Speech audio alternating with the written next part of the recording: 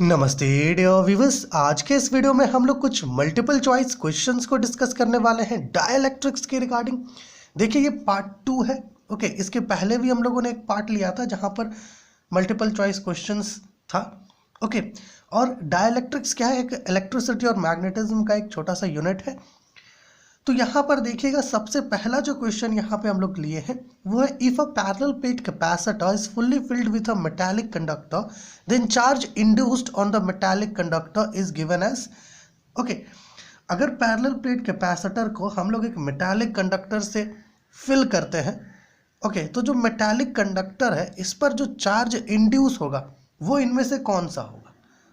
Options में given है Q 1 minus 1 by के, क्यू बाई के, क्यू माइनस क्यू बाई के एप्सिलन और क्यू। देखिए कुछ इस प्रकार का सिनेरियो है। मान लीजिए कि एक पैरेलल प्लेट कैपेसिटर है जिसमें एक प्लेट ए है और एक प्लेट बी है, ये दोनों एक दूसरे से पैरेलल है। प्लेट ए जो चार्ज कैरी कर रही है वो पॉजिटिव क्यू है, प्लेट बी जो चार्ज कैरी कर रही है वो नेगेटिव क्यू है, और इन्हीं दो प्लेट्स के बीच एक मेटालिक कंडक्टर मान लीजिए इंड्यूस करवाया गया है ना, इंट्रोड्यूस करवाया गया एक मेटालिक कंडक्टर। तो इस मेटालिक कंडक्टर के साइड्स पर भी कुछ चार्जेस इंड्यूस होगा, क्योंकि ये कंडक्टर तो पोलराइज हो जाएगा ना। ओके, क्योंकि ये एक इलेक्ट्रिक फील्ड में प्लेस होगा जो प्लेट्स के बीच है। तो ये प्लेट ए पर पॉजिटिव क्यू चार्ज है, तो इसके नज़दीक जो साइड है उस पर नेगेटिव क्यू इंड्यूस हो जाएगा, और प्लेट बी पर चूंकि नेगेटिव चार्ज है तो इसके नज़दीक जो साइड है उस पर पॉजिटिव क्यू चार्ज इंड्यूस हो जाएगा। चूंकि हम लोगों ने एक एक्सप्रेशन देखा था charge induced on A dielectric का, वो एक्सप्रेशन कुछ ऐसा था। मान लीजिए कि चार्ज जो इंड्यूस हो रहा है अगर वो क्यू प्राइम है, इसको प्राइम में ले लेते हैं। ओके, अगर वो क्यू प्राइम है तो ये इक्वल होता है क्यू ब्रैकेट 1 माइनस 1 बाई के से इक्वल होता है, कुछ ऐसा। ओके, मतलब जो चार्ज इंड्यूस हो रहा है ना वो इंड्यूसिंग चार्ज से इतना टाइम्स ज़्यादा होता है, 1 माइनस 1 बाई के टाइम्स ज़्यादा होता है।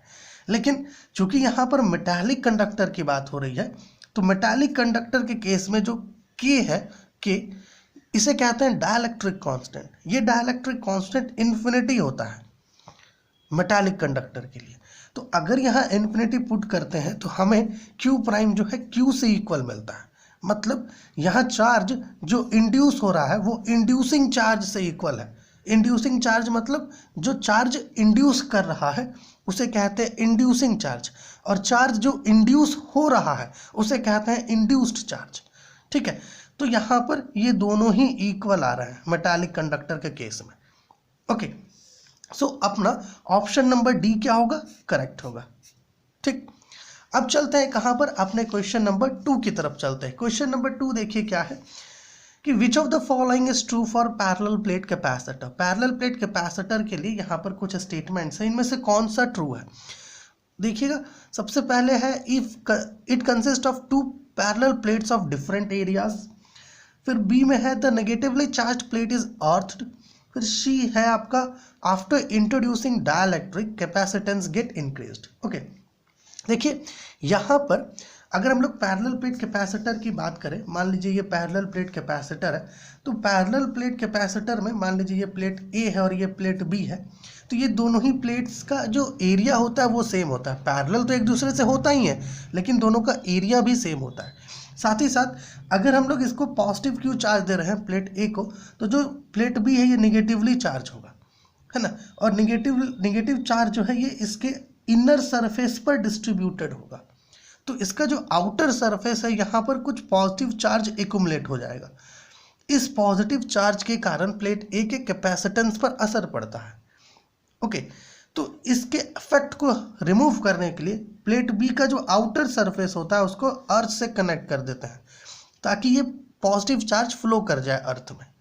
ओके, सो यहाँ पर अपना ये जो 2 स्टेटमेंट्स है ऑप्शन बी और सी वाला, ये दोनों ही करेक्ट है। The negatively charge plate is earthed, जैसे यहाँ पर हम लोग बताएं आपको, and after introducing dielectric capacitance get increase. देखिए अगर यहाँ पर मान लीजिए फिलहाल के लिए एयर या वैक्यूम है, ठीक है, एयर या वैक्यूम प्रेजेंट है, तो इस केस में इस कैपेसिटर का, इस पैरेलल प्लेट कैपेसिटर का जो कैपेसिटेंस होगा वो कुछ ऐसा होगा, C is equal to epsilon not A by d. यहाँ पर A क्या है? एरिया है प्लेट्स का, और D प्लेट्स के बीच का सेपरेशन है। ठीक, लेकिन मान लीजिए अगर यहाँ पर हम लोग एक डाइलेक्ट्रिक मीडिया इंट्रोड्यूस करवा दें जिसका डाइलेक्ट्रिक कांस्टेंट K है, तो डाइलेक्ट्रिक मीडिया इंट्रोड्यूस करवाने के बाद ये जो एक्सप्रेशन है कैपेसिटेंस का, ये थोड़ा बदल जाएगा, C प्राइम हो जाएगा और ये इक्वल होगा K epsilon not A by D से। अगर आप इन दोनों को कंपेयर करो तो आपको यहाँ पता चलेगा कि C प्राइम जो है ये K C से इक्वल है, मतलब जो कैपेसिटेंस था कैपेसिटर का वो K टाइम्स बढ़ गया जब हम लोग डाइलेक्ट्रिक मीडिया इंट्रोड्यूस करवाएं। सो ऑप्शन नंबर C भी आपका क्या है, करेक्ट है। सो देखिए यहाँ ऑप्शंस में है ओनली B, ठीक है, B तो करेक्ट है लेकिन C भी साथ में करेक्ट है। बोथ A एंड B, यहाँ पे A करेक्ट नहीं है, ऑल तीनों करेक्ट नहीं है, A तो करेक्ट नहीं है ना। एंड ऑप्शन 4 में देखिए अपने पास है B एंड C, B और C ये दोनों ही करेक्ट है, दोनों ही जो है पैरेलल प्लेट कैपेसिटर के लिए ट्रू है। अब आते हैं अपने तीसरे क्वेश्चन की तरफ। थर्ड क्वेश्चन क्या है, parallel plate capacitors are oppositely charged. Okay, which of the following expressions gives force of attraction between the plates. देखिए जैसे ये एक पैरेलल प्लेट कैपेसिटर है, अगर प्लेट A और प्लेट B मान लेते हैं, प्लेट A अगर पॉजिटिवली चार्ज है तो प्लेट B पर नेगेटिव चार्ज आएगा। अब चूंकि एक के पास पॉजिटिव चार्ज है एक के पास नेगेटिव चार्ज है तो यहाँ पर कुछ फोर्स ऑफ अट्रैक्शन होगा। तो ये जो फोर्स ऑफ अट्रैक्शन है दोनों के बीच, इसका कौन सा एक्सप्रेशन होता है, क्या एक्सप्रेशन होता है, यहाँ पे कुछ ऑप्शंस हैं। ओके, जैसे 1/2 QE, मान लीजिए Q कोई चार्ज होगा जो आपका दोनों प्लेट्स पर डिस्ट्रीब्यूटेड होगा और E आपका इलेक्ट्रिक फील्ड होगा, जस्ट इमेजिन। B में है Q σ/2 एप्सिलॉन नॉट, यहाँ पे एप्सिलॉन नॉट परमिटिविटी है फ्री स्पेस का और जो सिग्मा है ये सरफेस चार्ज डेंसिटी है। सिग्मा क्या होता है, Q/A सरफेस चार्ज डेंसिटी है, ठीक है। एंड C है आपका Q² 2 एप्सिलॉन नॉट A और D है ऑल। देखिए यहाँ पर अगर आप गौर से देखिए तो ये जो आपको ऑप्शन दिख रहा है option number B, that is Q = σ/2 epsilon not, ये करेक्ट है। साथ ही साथ अगर यहाँ पे सिग्मा की जगह Q/A पुट कर दे, जैसे हम लोग आपको बताएं कि सरफेस चार्ज डेंसिटी क्या होता है, चार्ज बाई एरिया, तो अगर यहाँ पे चार्ज बाई एरिया अगर आप पुट कर दो, माफ कीजिएगा यहाँ पे Q डॉट होगा, F = Q dot σ/2 epsilon not, तो यहाँ पे Q dot Q/2 epsilon not A होगा, मतलब F का वैल्यू जो है आपको Q² 2 एप्सिलॉन नॉट A भी देखने को मिलेगा। सो ऑप्शन B और ऑप्शन C दोनों ही करेक्ट है यहाँ पर, लेकिन इसके साथ साथ यहाँ जो ये ऑप्शन A है ना, ये भी करेक्ट है।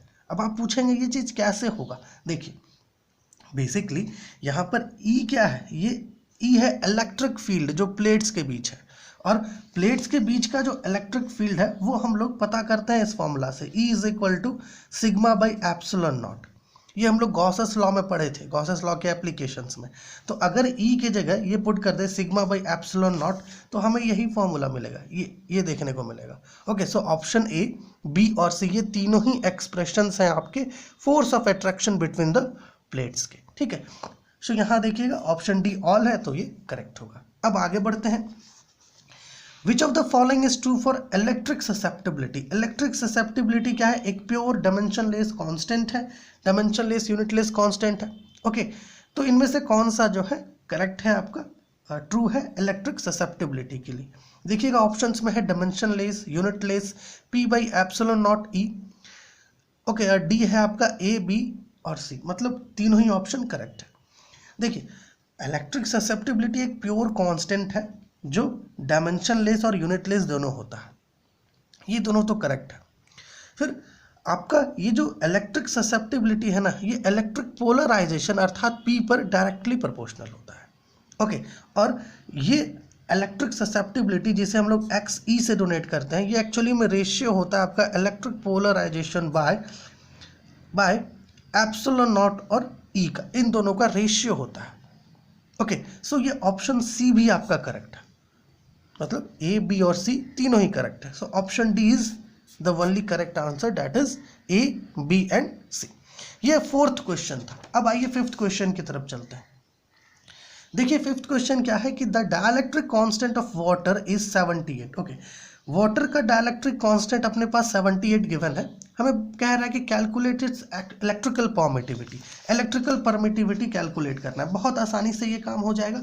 देखिएगा, देखिए मान लीजिए कि अपने पास डाइलेक्ट्रिक कांस्टेंट अर्थात कैपिटल के का वैल्यू 78 गिवन है। ओके, हमें एप्सिलॉन पता करना है, परमिटिविटी, ठीक है। और साथ ही साथ एक और चीज़, हमें एप्सिलॉन नॉट का मतलब जो परमिटिविटी है फ्री स्पेस का, इसका वैल्यू पता है, that is 8.85 into 10⁻⁻12 okay coulomb square पर न्यूटन मीटर स्क्वायर, कुछ ऐसा होता है इसका वैल्यू। और हम लोग जानते हैं कि के एक्चुअली में रेशियो है एप्सिलॉन बाई एप्सिलॉन नॉट का। सो यहाँ से आप इस एप्सिलॉन के वैल्यू को पता कर सकते हो के इंटू एप्सिलॉन नॉट से, ठीक है। सो एप्सिलॉन इज इक्वल टू के का वैल्यू 78 है और एप्सिलॉन नॉट कितना है 8.85 इंटू 10⁻⁻12। तो इसे सॉल्व करिए और बताइए कि इनमें से कौन सा आंसर होगा, ठीक है। इसका आंसर बताइए, इसको सॉल्व करके बस जस्ट मल्टीप्लाई करना है, ठीक है। सो ऑप्शन ए करेक्ट है या बी या सी या फिर इनमें से कोई भी नहीं, बताइए, ठीक है। तो अब चलते हैं अपने 6th क्वेश्चन की तरफ। 6th क्वेश्चन क्या है, in a parallel plate capacitor if the negatively charge plate is not earthed then the capacitance of plate positively charge decreases increases unchange and none of this. देखिए, जैसे हम लोगों ने इस चीज़ को यहीं पर आपको बताया था कि अगर जैसे मान लीजिए ये प्लेट ए है, ठीक है, ये पॉजिटिवली चार्ज है ना, मतलब इसके इनर सरफेस पर ये पॉजिटिव चार्ज यूनिफॉर्मली डिस्ट्रीब्यूट होगा, तो प्लेट बी पर नेगेटिव चार्ज इंड्यूस होगा और ये नेगेटिव चार्ज प्लेट बी के इनर सरफेस पर होगा, तो आउटर सरफेस पर कुछ पॉजिटिव चार्ज एक्युमुलेट हो जाता है। ओके, इस पॉजिटिव चार्ज के कारण इस प्लेट ए के पोटेंशियल पर अफेक्ट पड़ता है। ओके, इस प्लेट ए के कैपेसिटी पर अफेक्ट पड़ता है, इसकी वजह से इसको अर्थ कर दिया जाता है, प्लेट ए के आउटर सरफेस को अर्थिंग से, ताकि ये पॉजिटिव चार्ज जो है जो एक्युमुलेट हुआ है प्लेट बी के आउटर सरफेस पर, ये फ्लो करके अर्थ में चला जाए। ओके, जब ये फ्लो करके अर्थ में चला जाएगा तो क्या होगा, इसके पास प्लेट बी के पास जो नेट चार्ज बचेगा वो केवल नेगेटिव चार्ज होगा। इस नेगेटिव चार्ज के कारण जो पोटेंशियल होगा ना प्लेट्स के बीच वो घटेगा, और पोटेंशियल घटेगा तो पोटेंशियल जो हो माफ़ कीजिएगा जो कैपेसिटेंस होगा प्लेट ए का वो बढ़ेगा। ओके, तो अगर मान लीजिए कि पैरेलल प्लेट कैपेसिटर में नेगेटिवली चार्ज प्लेट को अगर अर्थ ना करे तो जो पॉजिटिवली चार्ज प्लेट होगा ना इसका कैपेसिटी डिक्रीज करेगा, ठीक है। और अगर है ना कैपेसिटी डिक्रीज करेगा, अगर मान लीजिए यहाँ पे पूछता कि जो पोटेंशियल होगा प्लेट्स के बीच उसका क्या स्थिति होगा, तो पोटेंशियल इंक्रीज करेगा, क्योंकि C इज इक्वल टू क्या होता है Q/V। अगर पोटेंशियल यहाँ पर इंक्रीज कर रहा है तभी तो कैपेसिटेंस हमारा डिक्रीज कर रहा है। ओके, ये दोनों एक दूसरे पर इन्वर्सली प्रोपोर्शनल होता है, ठीक। आइए आगे बढ़ते हैं। देखिए आगे का क्वेश्चन है कि if a parallel plate capacitor is fully filled with dielectric slabs of dielectric constants K1 K2 Kn and thickness T1 T2 Tn then equivalent capacitance is, यहाँ पे 3 ऑप्शंस है, ये तीनों में से कोई एक ऑप्शन आपका होगा। देखिए क्या है, ये रहा है कि पैरेलल प्लेट कैपेसिटर है, ठीक है। इस पैरेलल प्लेट कैपेसिटर को फुल्ली फिल किया जा रहा है किससे, कुछ सेवरल स्लैब्स से, ठीक है, कुछ स्लैब्स हैं, कुछ डाइलेक्ट्रिक स्लैब्स हैं, इससे इस पैरेलल प्लेट कैपेसिटर को फुल्ली फिल किया जा रहा है कुछ इस प्रकार से। मान लीजिए ये फुल्ली फिल्ड है। ओके, एक का आपका डाइलेक्ट्रिक कांस्टेंट K1 है और थिकनेस T1 है, दूसरे का डाइलेक्ट्रिक कांस्टेंट K2 है और थिकनेस T2 है, तीसरे का डाइलेक्ट्रिक कांस्टेंट K3 है और थिकनेस T3 है, और मान लीजिए इसके बीच और भी कई स्लैब्स होंगे तो ये Kn हो जाएगा इसका डाइलेक्ट्रिक कांस्टेंट और थिकनेस Tn हो जाएगा। तो किस प्रकार से हम लोग इसके इक्विवेलेंट कैपेसिटेंस को लिख सकते हैं, इस पैरेलल प्लेट के कैपेसिटेंस को लिख सकते हैं। इसके लिए हमें कहाँ जाना होगा, हमें जाना होगा parallel plate capacitor partly field with dielectric में, और वहाँ के फॉर्मूला को यहाँ पर प्रयोग करना होगा। देखिएगा क्या था फॉर्मूला वहाँ पर, वहाँ का फॉर्मूला था epsilon not A by D minus T plus T/K, कुछ ऐसा था। यहाँ पर ए आपका क्या है, प्लेट्स का एरिया है, पैरेलल प्लेट्स का एरिया है, एप्सिलॉन नॉट परमिटिविटी है फ्री स्पेस का, डी आपका डिस्टेंस है प्लेट्स के बीच का, और जो स्मॉल टी है ये एक्चुअली में थिकनेस है, और ये कैपिटल के क्या है आपका डाइलेक्ट्रिक कांस्टेंट है, ठीक है। सो यहाँ पर देखिए सबसे पहले तो आपको ये समझना होगा कि हमारा जो प्लेट्स है पैरेलल प्लेट कैपेसिटर जो है ये फुल्ली फिल्ड है, मतलब है कि यहाँ पर अगर इस फॉर्मूला में देखें तो D minus T1 plus T2 plus T3 plus T4 ये सब जो होगा ये ज़ीरो हो जाएगा, मतलब ये वाला हिस्सा जो है ये ज़ीरो हो जाएगा। ओके, जैसे मान लीजिए कि और ये T क्या है, ओवरऑल थिकनेस का बात कर रहा है, ठीक है। तो ये T आपका किससे इक्वल होगा, T1 plus T2 plus T3 okay up to Tn तक जाएगा। और चूंकि ये parallel plate capacitor fully filled है, यहाँ पर कह रहा है फुल्ली फिल्ड। अब फुल्ली फिल्ड है इसका मतलब क्या कि यहाँ पर जो T होगा ना वो D से इक्वल होगा, दोनों प्लेट्स के डिस्टेंस के बीच। अगर T अपना D से ओके D से इक्वल है तो D माइनस D क्या होगा, ज़ीरो। तो यहाँ पर अपने पास बचेगा क्या, epsilon not A by T by K बचेगा। अब T और K का वैल्यूज़ यहाँ पर रख देते हैं, तो C is equal to epsilon not A by T1 by K1 plus T2 by K2 plus up to Tn by Kn। आप चाहें तो इसे इस प्रकार से लिख सकते हैं, समेशन का फॉर्मूला यूज़ करके कि समेशन T बाई K, और यहाँ पे आप मान लीजिए कुछ इस प्रकार से ले सकते हैं 1 to n, कुछ इस प्रकार से। ओके, सो ये जो एक्सप्रेशन है आपका ऑप्शन ए में 7 का जो ऑप्शन ए गिवन है ये आपका एक्सप्रेशन बिल्कुल करेक्ट होगा। अब चलते हैं कहाँ पर, अपने 8th क्वेश्चन की तरफ। 8th क्वेश्चन क्या है, capacitance of cylindrical capacitor when it is filled with a dielectric of dielectric constant के देन सी इज। देखिए यहाँ पर सिलेंड्रिकल कैपेसिटर की बात कर रही है। ओके, अगर सिलेंड्रिकल कैपेसिटर में सिलेंड्रिकल कैपेसिटर को हम लोग एक डाइलेक्ट्रिक से फिल करें, ओके, जिसका डाइलेक्ट्रिक कांस्टेंट के है, तो उसका कैपेसिटेंस कितना होगा। ओके, डाइलेक्ट्रिक मीडियम की बात कर रही है यहाँ पर। ओके, तो ऑप्शंस में है आपका 2 pi epsilon L by log B by A, option B है 2 पाई के epsilon naught L by log B by A. A और बी तो सेम ही है ना, एप्सिलॉन की जगह के एप्सिलॉन नॉट रखा है, ठीक है।